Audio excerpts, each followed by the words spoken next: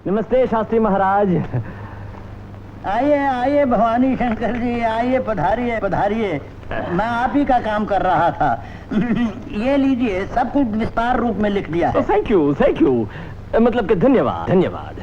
That's all right, मतलब के ठीक है 100 रुपीज, मतलब के 100 रुपया इस कुंडली का। जरूर। ये लीजिए महाराज। बुधवार 17 तारीख को 9:15 बजे शनि की दशा समाप्त होगी। इस शनि ने बहुत सताया, परंतु मंगल की परछाई का कोई उपाय करना पड़ेगा, तब जाकर शांति मिलेगी। तो उपाय कीजिए महाराज। जय हरि, उपाय करेंगे। उपाय है भी, मगर एक ही, वो है विवाह। विवाह? जी। मैं तो 2-4 बरस से अपनी बेटी की विवाह के बारे में सोच रहा था महाराज। सोचिए, जरूर सोचिए, मगर होगा वही जो माथे पर लिखा है। मनुष्य भाग्य के आगे विवश है जजमान। मगर मैं तो 50 साल का हो गया महाराज। पुरुष की उम्र का क्या है, पुरुष तो हीरे की अंगूठी है, और हीरे की अंगूठी सदा जवान रहती है, बूढ़ी तो उंगली होती है। A man is as old as he feel. जरा रुको, चंद्रावली। अरे ओ चंद्रावली। अरे जजमान तो पुत्र समान होता है, इनसे घूंघट कैसा? जा अंदर, जा जा जा।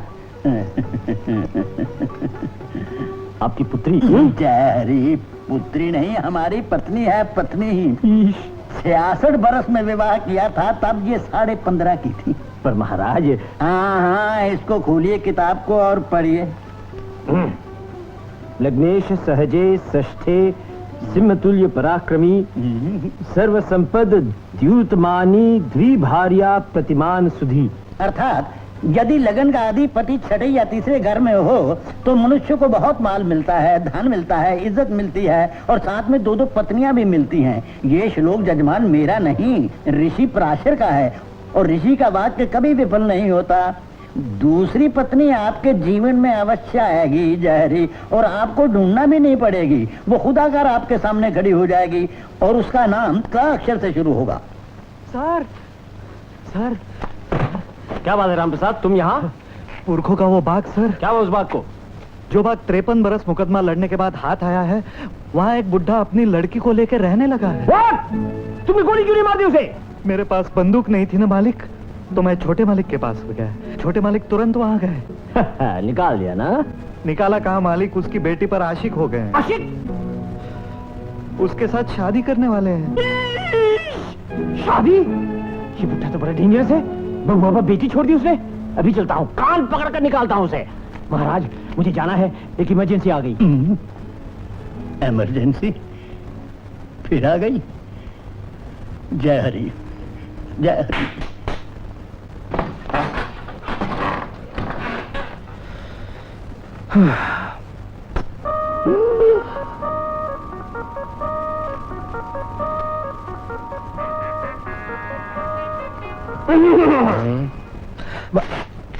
बड़े भैया, आप बनारस से कब आए? अरे वाह, क्या नक्शीन कुर्ता बनवाया है। आपको तो कपड़ा पहनना आ गया। अर्थात मैंने जो सुना है ठीक ही सुना है कि आपने विवाहित जीवन आरंभ करने का फैसला किया है। हाँ भैया। नहीं भैया। हाँ भैया नहीं भैया क्या? उस बुढ़े ने तुम पर अपनी बेटी छोड़ दी और तुमने अपनी अकल चढ़वा दी। यह हरगिज नहीं होगा। लेकिन मैं अपनी जुबान दे चुका हूँ। तुम कौन होते हो मुझसे पूछे बिना इस खानदान की कोई चीज देने वाले? बहुत बड़ा कौन है, मैं या तुम? आप भैया। तुम्हारी जबान तुम दोगे या मैं? आप भैया। तो मैंने तुम्हारी जबान प्रतापगढ़ के राय साहब को दी है। चलो मेरे सर पर हाथ रखो, कहो मेरी शादी प्रतापगढ़ के बाबू कृष्णानंद राय की बेटी से होगी। मेरी शादी प्रतापगढ़ के बाबू, कौन से बाबू? कृष्णानंद राय। बाबू कृष्णानंद राय की बेटी से होगी। कहो मैं उस बाग वाली कोठी की तरह मुंह करके सोऊंगा भी नहीं। मैं उस बाग वाली कोठी की तरह मुंह करके सोऊंगा भी नहीं। मैं उस बाग वाली कोठी की तरह मुंह करके पेशाब भी नहीं करूंगा। मैं उस बाग वाली कोठी की तरह मुंह कर नहीं करूंगा। अरे वाह वाह वाह, इसे कहते हैं आदर्श भ्राता। मुझे मालूम था ये सब उस बुढ़े की शैतानी है। जानबूझकर तुम पर अपनी बेटी छोड़ दी। मैं भी जाता हूँ, उसे बंदूक से उड़ा देता हूँ, साला खूंचू।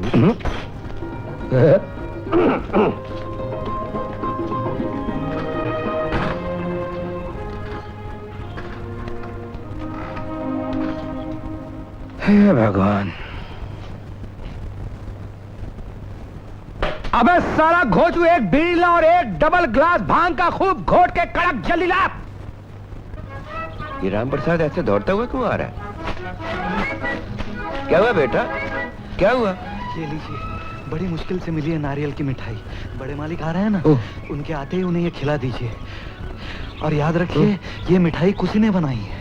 कुसी ने? हाँ हाँ, कुसी ने। चाचा जी, अगर बचना है तो जैसा कहता हूँ ऐसा कीजिए। आप जल्दी अंदर चले जाइए। चल कुसी। अरे कुसी को यहीं रहने दीजिए, आप चले जाइए। अच्छा। और ये भी लेते जाइए ला, ला। प्लीज। ये भी ले जाइए।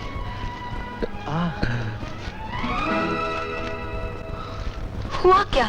अरे सब गड़बड़ हो गया। केचुआ मारने के लिए सांप लाए थे और सांप मारने के लिए शेर। अब शेर खुद चला आ रहा है हमें मारने। तुम ऐसा करो, तुम यहीं कहीं जल्दी से छिप जाओ। हाँ, और कोई इशारा मिलते ही, मतलब जैसे, हाँ जैसे बंदूक की आवाज, हाँ गाना शुरू कर देना। गाना?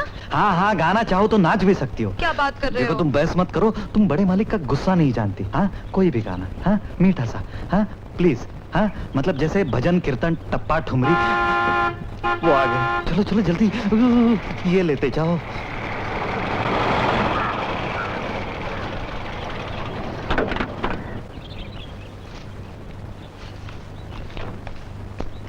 क्या हुआ? कहाँ है वो घुसपैठिया? वो वहीं कोठी में है सर। सर आप एक काम कीजिए, आप उन्हें डराने के लिए पहले एक फायर कर दीजिए। हाँ, ये ठीक है।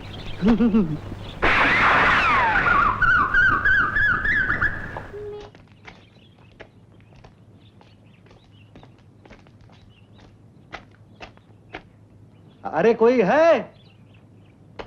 बड़े मालिक आए हैं।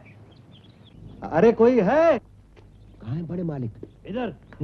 क्या सौभाग्य है जो आपकी चरण धूल इस घर में पड़ी। बेटी, बड़े मालिक आए हैं कुछ लाइन के लिए। पहले ये बताइए, आप कैसे यहाँ घुस आए? ये कोठी आपकी है क्या? बड़े मालिक, कोठी तो आप ही की है। 2-1 रोज में चले जाएंगे। नहीं, अभी जाना पड़ेगा, इसी वक्त इसी दम, वरना गर्दन पकड़ कर निकाल दूंगा। गर्दन पे हाथ रखने दूं तब ना। क्या मतलब? आप कुश्ती लड़ेंगे मुझसे? आइए, हो जाए, आइए। नहीं नहीं नहीं नहीं, मैं क्यों लड़ूंगा?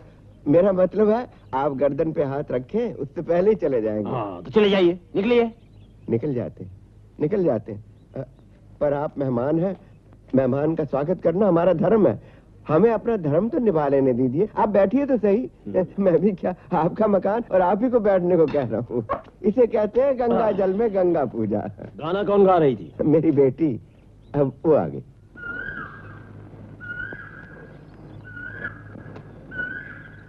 ला ला बेटी, लीजिए, थोड़ा मुंह मीठा कर लीजिए। क्या लाई बेटी? नारियल की मिठाई। नारियल की मिठाई? किसने बनाई? इसी ने बनाई है। ऋषि का वाक्य कभी विफल नहीं होता। दूसरी पत्नी आपके जीवन में अवश्य आएगी जय हरि, और आपको ढूंढना भी नहीं पड़ेगी। वो खुद आकर आपके सामने खड़ी हो जाएगी और उसका नाम क अक्षर से शुरू होगा।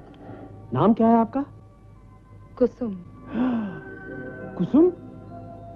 कुसुम तो क अक्षर से शुरू होता है ना? जी। राम प्रसाद, हम कब बाग वाली कोठी में गए थे? बुध को सर। कितने बजे? यही कोई 9:30 बज रहे होंगे। बज रहे होंगे ना, बजे थे। उसी वक्त शनि की दशा खत्म हुई, अब वो आके मेरे सामने खड़ी हो गई। वो कौन सर? वही क वाली कुसुम। नहीं समझे ना? मैं समझाता हूँ। मैंने तुमसे कहा था ना कि उसी बाग वाली कोठी में मेरी पत्नी से मेरी मुलाकात होगी। जैसे ही मैंने वहां कदम रखा, मेरी पत्नी की आत्मा कुसुम के रूप में मेरे सामने आके खड़ी हो गई और कोयल बोल उठी, कू कू कू। लो ये पढ़ो। इसका मतलब है, लग्न का अधिपति यदि तीसरे या छठे घर में हो तो धन दौलत और मान मिलता है, परंतु दूसरी शादी भी करनी पड़ती है। ये श्लोक मेरा नहीं है जजमान, ये ऋषि पराशर का है, और ऋषि वाक्य कभी विफल नहीं हो सकता। आपका मतलब है आप कुसुम के साथ? हाँ, करनी पड़ेगी राम प्रसाद, ये तो भाग्य का लिखा है। भाग्य के आगे मनुष्य तो विवश है। देखा नहीं कैसे सुमिता की माँ की तरह अपने हाथों से नारियल की मिठाई बनाकर लाई थी? नहीं सर, वो जरूर बाजार से लाई होगी। असंभव, असंभव। बाजार की मिठाई में वो प्यार, वो मिठास कभी नहीं हो सकता। बुरा मत मानिए सर, लेकिन कुसुम के हिसाब से आपकी उम्र।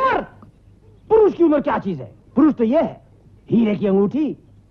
अंगूठी कभी बूढ़ी नहीं होती। उंगली बुरी होती। Man is young as a fees जजमान, क्यों ठीक कहा ना? जी।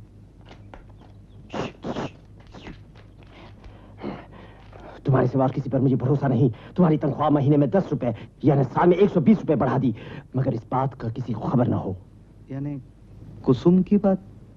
कवाली रास्ते जी से बात चलाओ ना। हाँ? क्या बात करते हो राम प्रसाद? हाँ? बड़े मालिक मुझसे उम्र में साल 1.5 साल निकलते ही होंगे। अरे कुसुम का हाथ उनके हाथ में कैसे दे दूं? मैं उसका बाप हूं, दुश्मन तो नहीं। मैं भी तो कुसुम का दुश्मन नहीं हूं चाचा जी। और आप हाँ कह देंगे तो बड़े मालिक कल सवेरे तड़के तड़के बारात लेके यहाँ आ तो नहीं जाएंगे। क्या करना चाहिए सोचने का मौका तो मिलेगा कम से कम। तब तक उन्हें वो नारियल की मिठाई खिलाते रहिए। अब तुम कहाँ चल दी? नाटक का शौक इस घर में सिर्फ भैया को था। ये नाटक नहीं है कुसुम। नाटक नहीं है तो और क्या है? मैं तो जैसे खिलौना हूँ, कभी इसके हाथ थमा रहे हैं, कभी उसकी तरफ फेंक रहे हैं।